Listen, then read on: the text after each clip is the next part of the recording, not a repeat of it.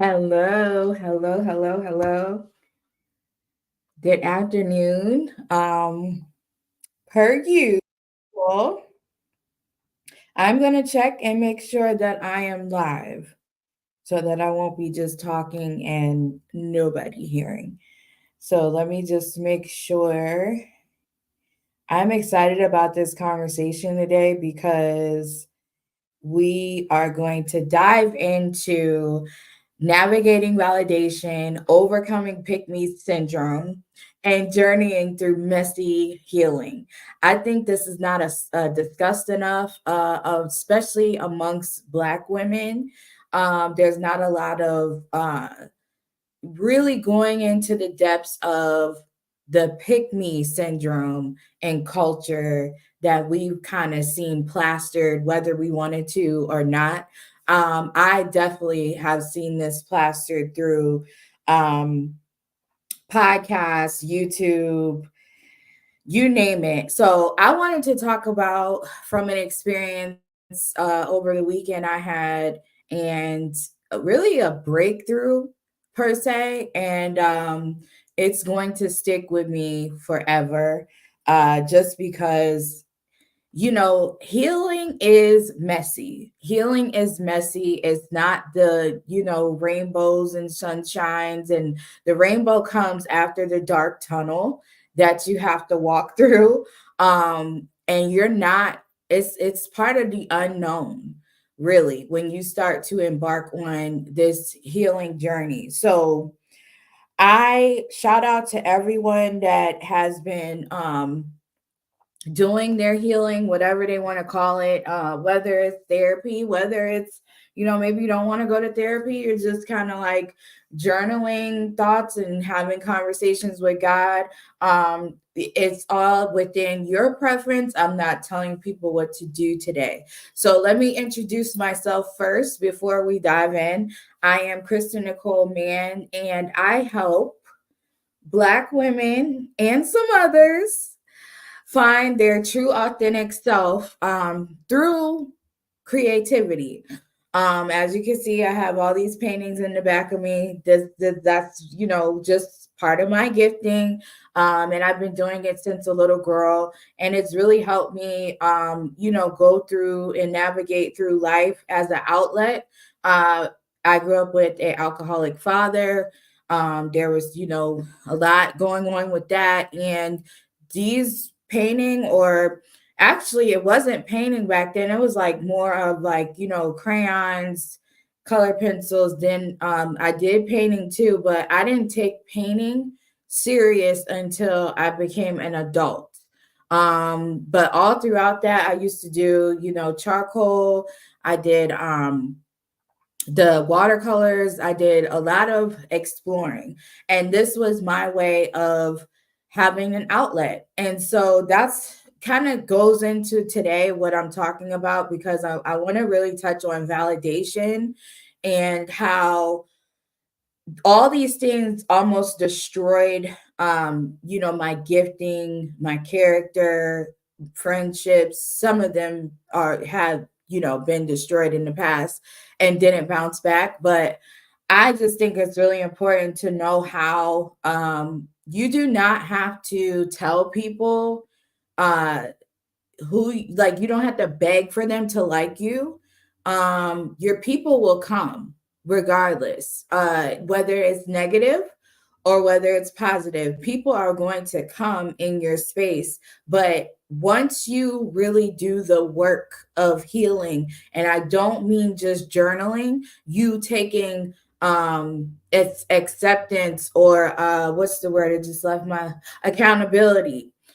When you start taking accountability, like I have and have continued to do, it's not easy, but you will, it like clarity will start opening up. Like you will start recognizing, like, okay, maybe I've been holding on to this too long. Maybe I need to stop doing this, or maybe I need to add this to my life.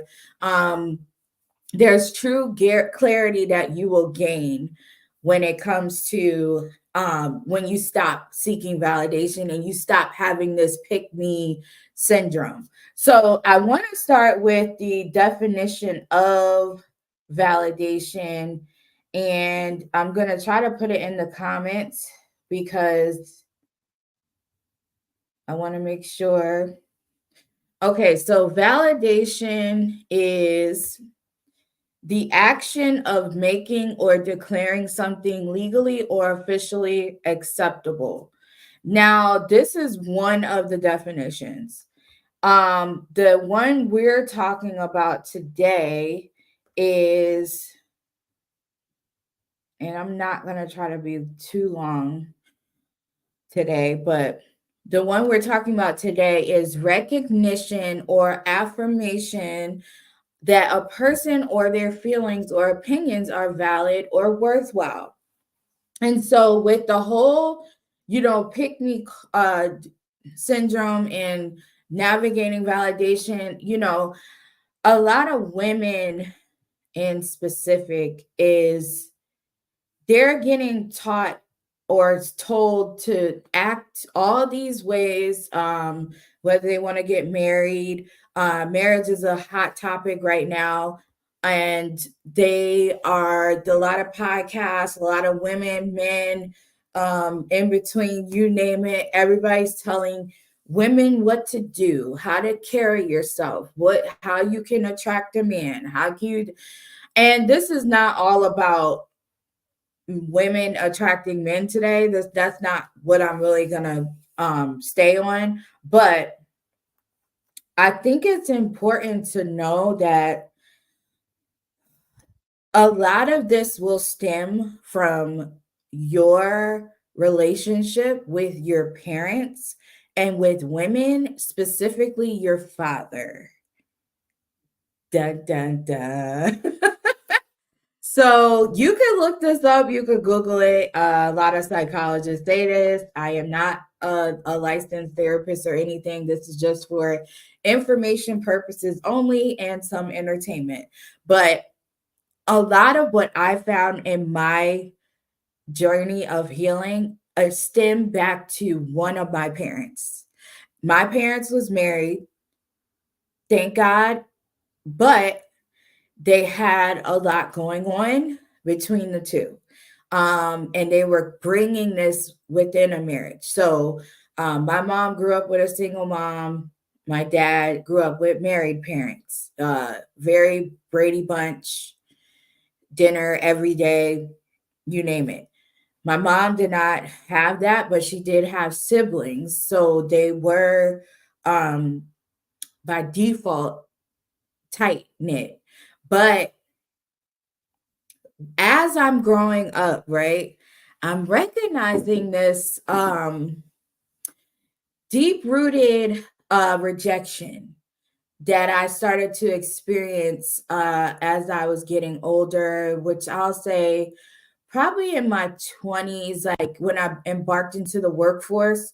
I didn't really have that problem in high school. Now that I'm thinking about it, I'm like, high school, I wasn't really either. I wasn't aware, or I would love to go back to my high school character or mindset, because in high school, I did not care who liked me, who didn't like me. That's just what it was. But when I hit the corporate scene and started being around like more people, there was something that steered me off from just having an attitude of I don't care whether you like me or not. Now, when I say that, I'm not saying I didn't have emotions.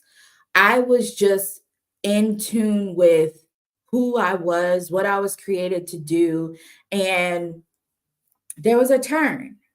And I really contribute that turn to one, bad relationships with boyfriends that I shouldn't have been with.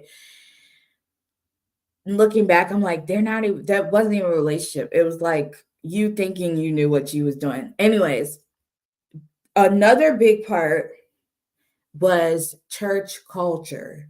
Now, I grew up in the church. I think I say this from time to time. and you know this by looking at my past videos, but I am really starting to understand how church culture that I was placed in, what, through my parents going to a place, I always just followed, you know, didn't really think I had a voice there to make a decision. And some of these kids these days, they think they can tell their parents what to do, but I didn't have that choice. So I had to follow my parents to a lot of these churches, these churches that were, it started off well, but the people in leadership were broken, like not mature, to some extent. uh they didn't really heal what they had going on, so a lot of that spilled over into the members. And so when it comes to um navigating validation, overcoming pick me syndrome, I looked back and these were the two things: church culture, bad boyfriend girlfriend relationships.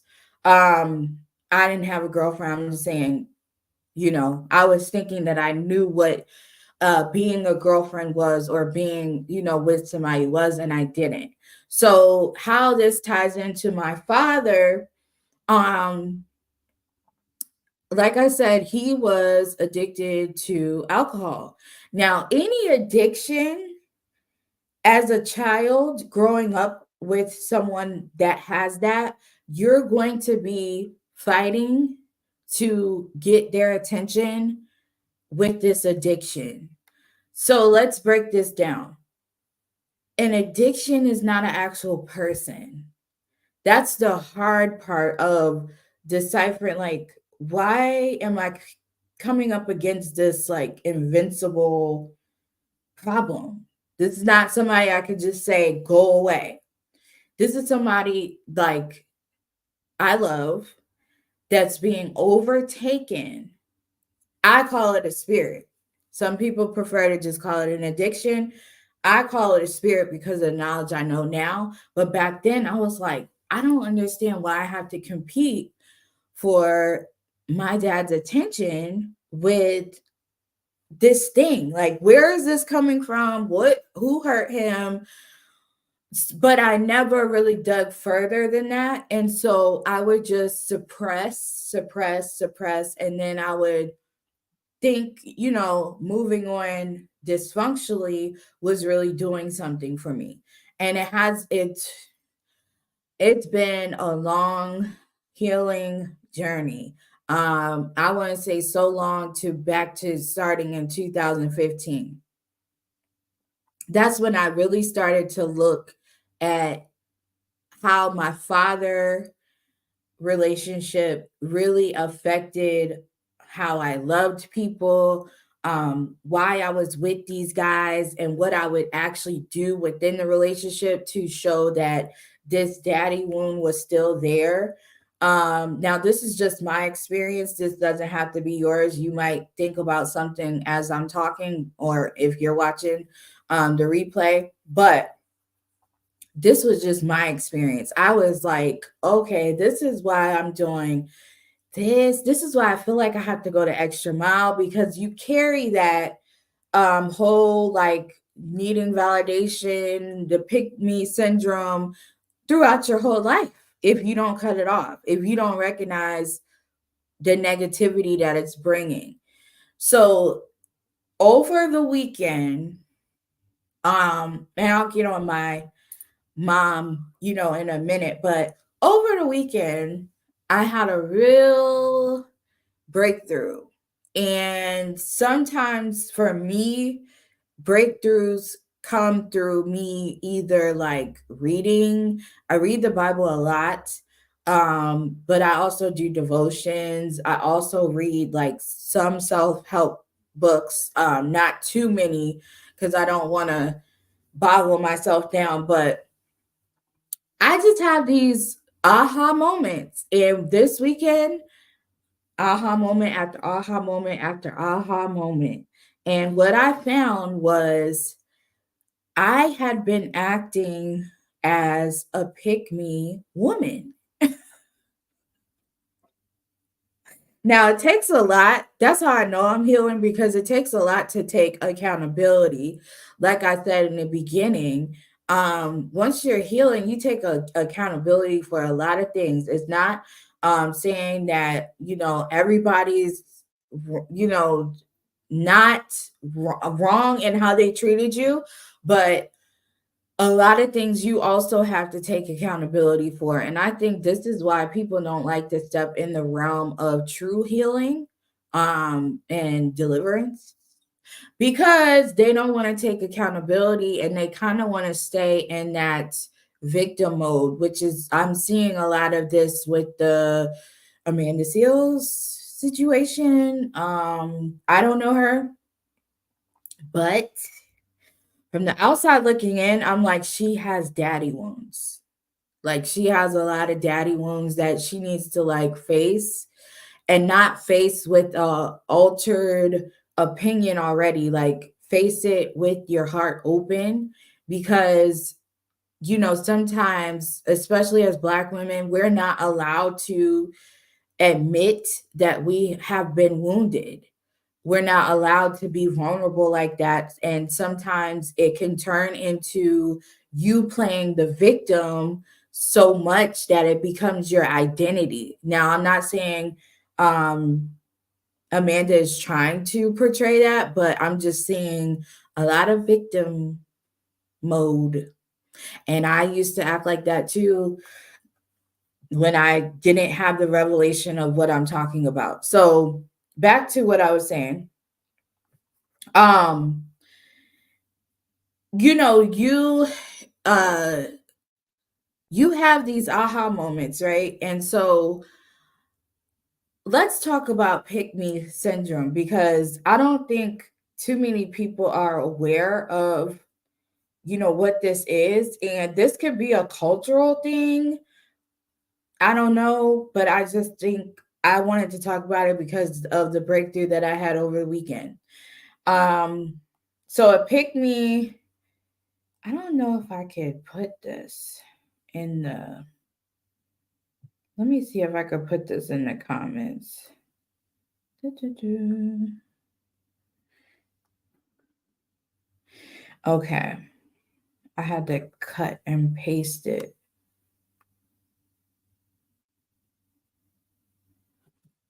Okay. So a pick me archetype as a woman is a woman who seeks validation from others, most commonly men. So the common thing you want to think about when it comes to pick me is it sometimes leads with men.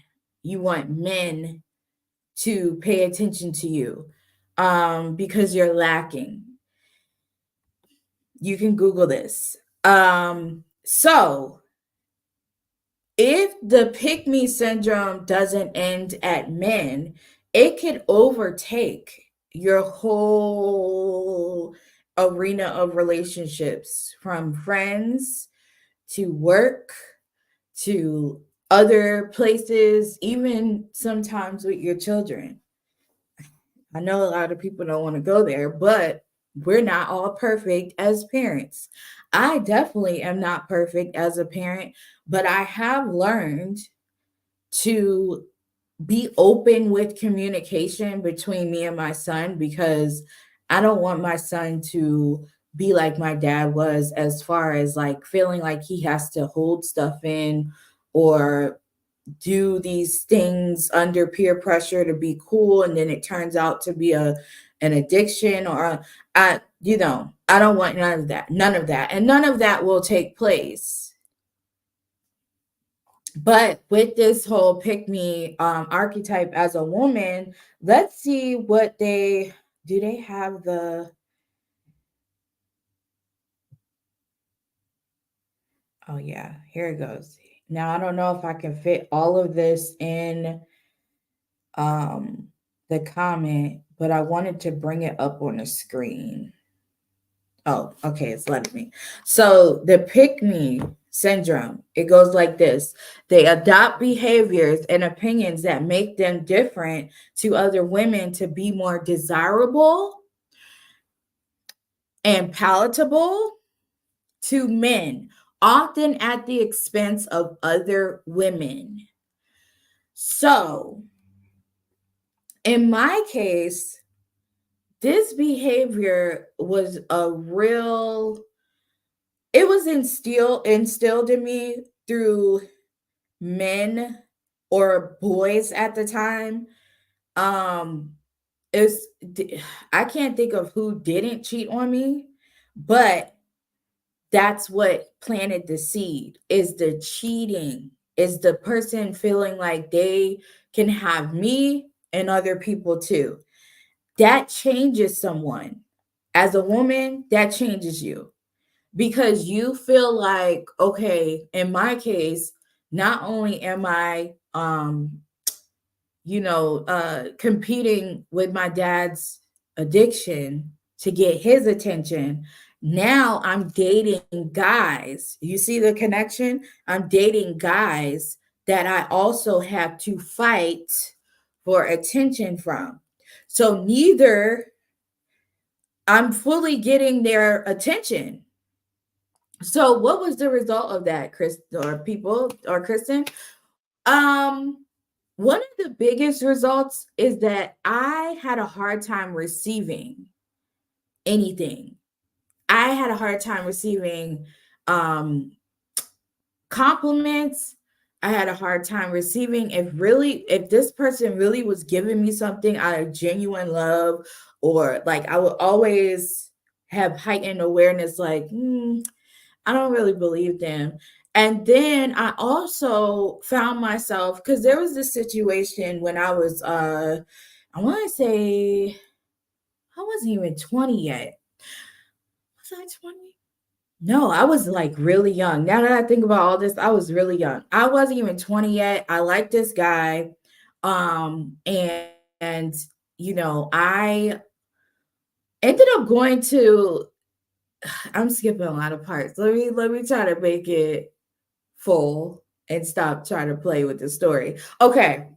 I like this guy that happened to be friends with one of my cousins or somebody I knew. Um, the person had told my cousin that they liked me. So I didn't start liking him off of like, oh, he's just cute and this random person. I was told that the person was interested in me. So what happened was that conversation between me and my cousin happened, and I left it there. So we ended up going to the movies one night, and that person was actually there, but I did not know until I happened to be in the back seat and I knew what the person's car looked like and I knew what he looked like. So by this time, um, I already knew that he was at the movie theater. And I told my cousin, I'm like, I think such and such is here with another date. And he's like, nah. Sure enough, he was there with a whole other girl. Now he's telling my cousin he's interested in me. He ended up going to the same movie theater and was with another girl. So having this daddy wound, dating people that wasn't serious about me, I'm like, competing with other girls, competing with other things, vices, whatever. Now we got this. And I'm like, so something turned, which now I know is wicked, but something turned in me where I was like, oh, you can bring this girl to the movies, but I'll show you who really should have been at the movies with you. And it should have been me. So my whole attitude changed in a toxic way to something that this is a sign that I shouldn't even date you or look your way. But instead, what I do is I turn into a pick me woman. Let's go back to the characteristics. They adopt behaviors and opinions that make them different to other women to be more desirable and palatable to men, often at the expense of other women. So that's what I shifted to. I started to have this mindset of I'm going to make him know that I am a better choice. So what I would do sneakily, I would go, form relationship with, let's say his mother. He has siblings. He has, brother's girlfriend. All I would sneakily go and connect. Now I'm giving people game. I don't care. I'm like, that was so long ago, but I would sneakily try to do that to tackle that. Okay. This is a step ahead of another girl. Then I would also try to be better in other ways that I don't even, this sounds like a whole other person. Like, do y'all understand? I'm just trying to show you the growth because this was not healthy, y'all. This was not healthy. I would also try to be better than other girls that he was talking to in other ways, whether that was sexual, whether that was mindset, whatever I had to do to be different from what I saw at the movies. Now, the healthy me, that's who you chose. No more talking, no more conversation, you're blocked. That's the healthy me. Back then, and I'm not going to give my age as an excuse because I think sometimes we allow younger people, I am still young, but we allow like teenagers, we're too lenient sometimes when we say, "Oh, they're going through those years." It's like, "No, I was old enough to make like adult decisions." And I could have got really caught up in a unwanted pregnancy. I don't know if the person would have been, it could have just been bad. Could have been bad for me playing around like that. And my only, lesson from that is that came from a relationship that, I didn't choose to have. My dad was chosen to be my dad by God. I didn't choose my dad. So that stemmed from that toxic, I'm competing with something and I kept it going. I made a conscious decision to stay within that space of not telling, putting boundaries in place. That's what it's called. I didn't stay like do that. I stayed in the pick me syndrome. And that ties in with validation. And when I look at like women now, um some of them are like 50, over 40, some of them are 60, 70, still in this syndrome. And I hope that they come to getting help one day, but it's like the lights come on when you're healing. Like I said, you gain more clarity and you're like, why was I acting like that? I didn't need to prove if someone is doing that type of behavior and telling that they like other people as well, wouldn't have been a healthy relationship. So why even go further? Why? Because I didn't have the healing that I have now. So it's like when you're going through this journey is so messy. It's like you get the mirror and it's ugly. It's ugly. It's ugly. And you're like, what was I doing? And like I probably hurt a lot of people doing that. I don't know till this day if that girl like that he was with at the movie, she probably till this day still hates me. I don't know, but I truly, if I ever get the chance, I would apologize And if she remembered, I would apologize and I would say that was very immature of me. Now that I'm a mother, I would not want my son to do that. Now, I don't know if my son changed that either, but I'm just saying, me where I'm at now and having a son, I wouldn't want him to do that to a girl. Matter of fact, the healed me would tell her, like, if he did that back then, if he didn't do no healing work, he might be still doing that. So you might have ended up with him, but yeah. But anyways, that was one example of that I could give you of being in that space of being a pick me.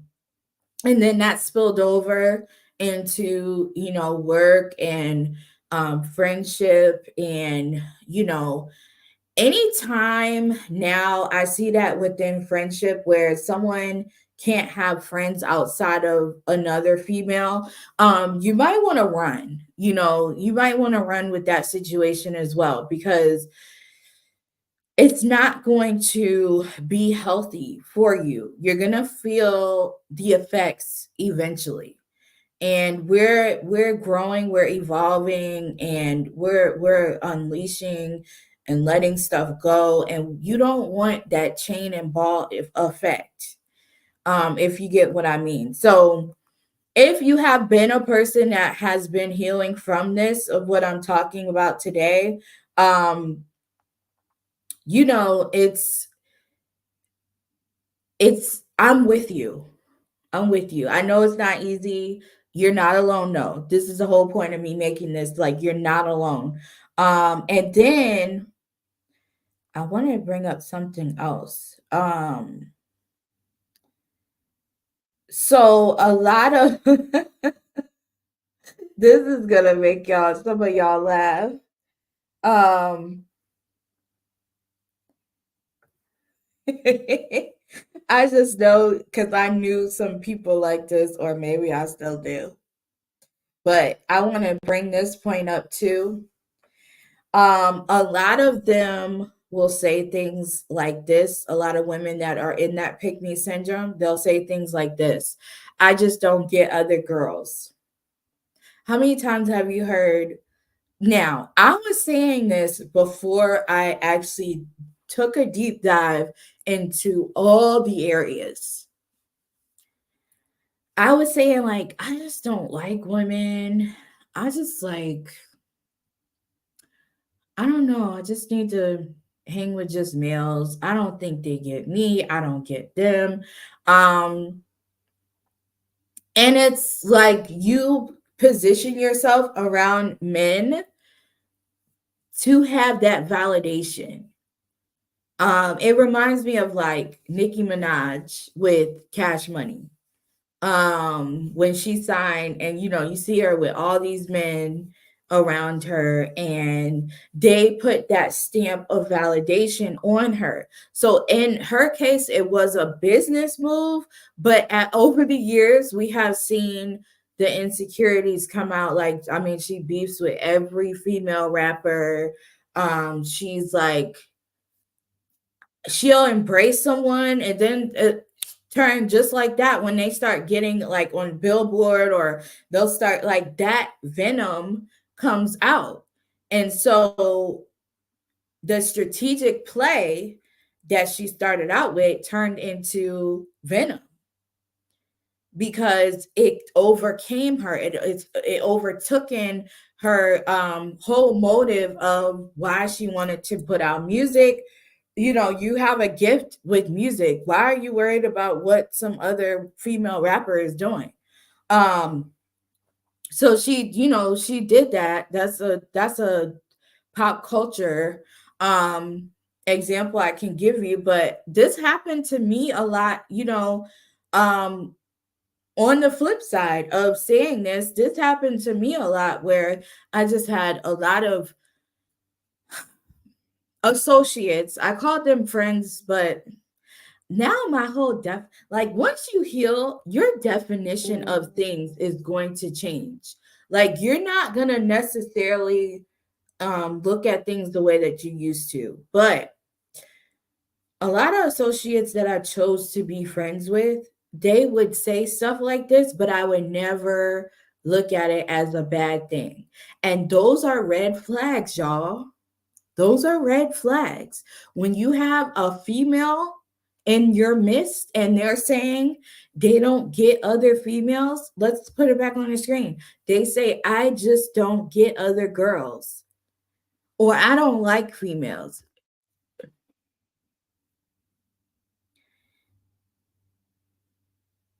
Not your friend. Not your friend. And this was me at one point. I wasn't as too bad with this. Like, I wouldn't really share that with people. I would just say, um like, if I had as of recent, maybe like the year before last or earlier last year, there was a lot of dreams and visions I had of working with women, and I was like, absolutely not. Absolutely. I'll stick with the kids, but as far as women, no. Then I had to take a look at, why was I saying this? Why am I so adamant about this?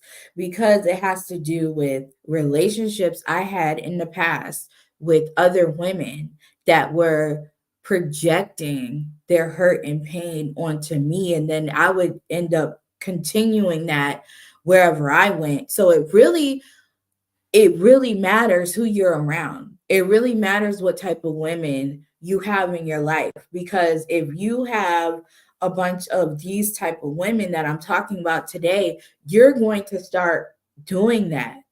And some women honestly still have the residue of needing the validation, operating in the pick me, and they embark on these businesses, side hustles, they go to work like that. Like, they embark on these journeys and they still have the residue of that.